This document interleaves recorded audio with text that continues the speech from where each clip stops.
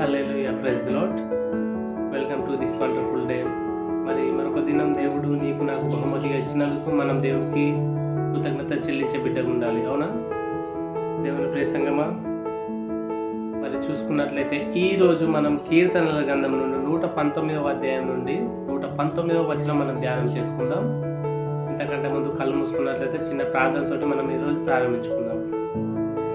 ప్రేమ కలిగిన తండ్రి, దయగల దేవా, యేసు ప్రభువా, మీకు వందనాలు ప్రభువా. తండ్రి, ఇదిగో తండ్రి ఈరోజు మరొక దినం తండ్రి, మాకు మా యొక్క శ్రేష్టమైన దినాన్ని ఇచ్చిన దేవా, మీకు వందనాలు తండ్రి. ఈరోజు వాక్యం ద్వారా మీరు మాతో మాట్లాడమని యేసు నామములో ప్రార్థించి వేడుకుంటున్నాను పరమ తండ్రి, ఆమేన్.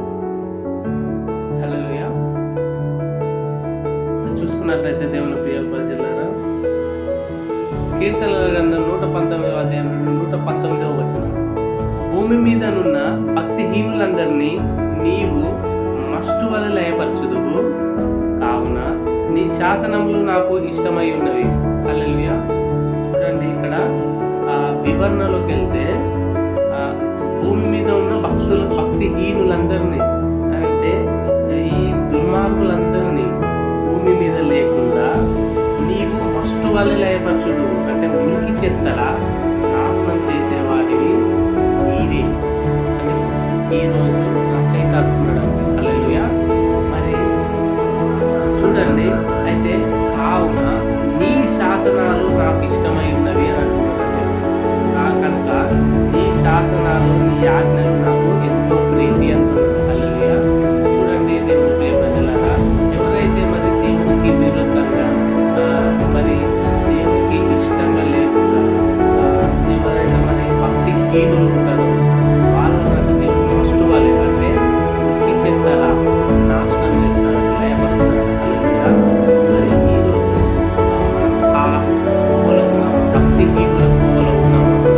ఒకసారి ఆలోచించాం, మనం దేవునికి విరుద్ధంగా ఏమైనా చేస్తున్నామా? ఒకసారి ఆలోచించాం.